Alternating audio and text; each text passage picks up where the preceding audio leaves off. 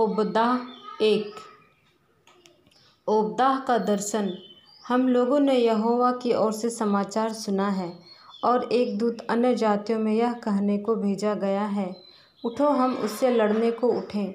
मैं तुझे जातियों में छोटा कर दूंगा, तू बहुत तुच्छ गिना जाएगा। हे पहाड़ों की दरारों में बसने वाले, हे ऊंचे स्थान में रहने वाले, तेरे अभिमान ने तुझे धोखा दिया है। तू मन में कहता है, कौन मुझे भूमि पर उतार देगा? परंतु चाहे तू उकाब की नाई ऊंचा उड़ता हो, वरन तारांगन के बीच अपना घोंसला बनाए हो, तो भी मैं तुझे वहाँ से नीचे गिराऊंगा। यहोवा की यही वाणी है। यदि चोर डाकू रात को तेरे पास आते, हाय तू कैसा मिटा दिया गया है, तो क्या वे चुराए हुए धन से तृप्त होकर चले न जाते? और यदि दाख के तोड़ने वाले तेरे पास आते, तो क्या वे कहीं कहीं दाख न छोड़ जाते? परंतु एसाव का धन कैसे खोज कर लूटा गया, उसका गुप्त धन कैसे पता लगा लगा कर निकाला गया है। जितनों ने तुझसे वाचा बांधी थी, उन सबों ने तुझे सिवाने तक धकेल दिया है।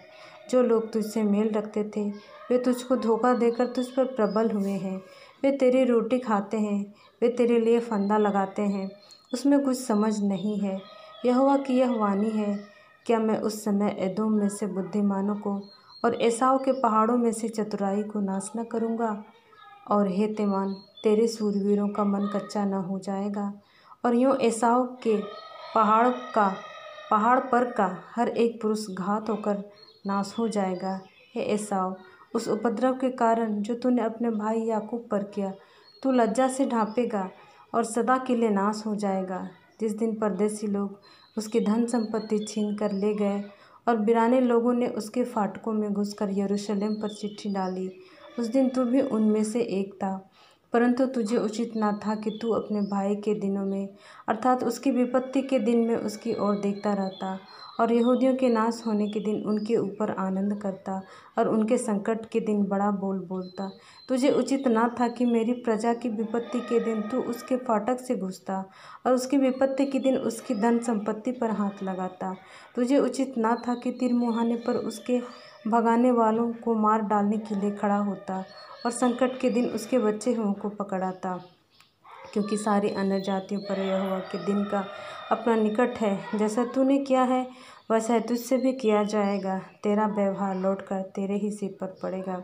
जिस प्रकार तूने मेरे पवित्र पर्वत पर पिया, उसी प्रकार से सारी अन्य जातियाँ लगातार पीती रहेंगी, वरन वे सुड़क सुड़क कर पिएंगी, और ऐसी हो जाएंगी जैसे कभी हुई ही नहीं।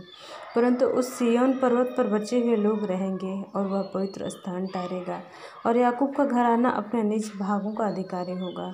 तब याकूब का घराना आग, और यूसुफ का घराना लौ, और एसाव का घराना खूंटी बनेगा, और वे उनमें आग लगाकर उनको भस्म करेंगे, और एसाव के घराने का कोई न बचेगा, क्योंकि यहोवा ही ने ऐसा कहा है।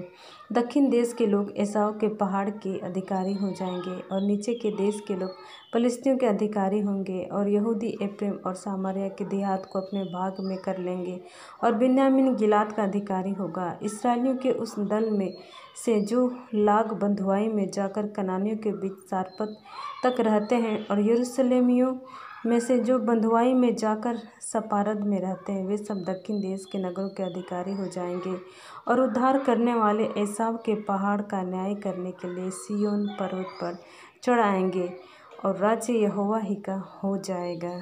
आमीन।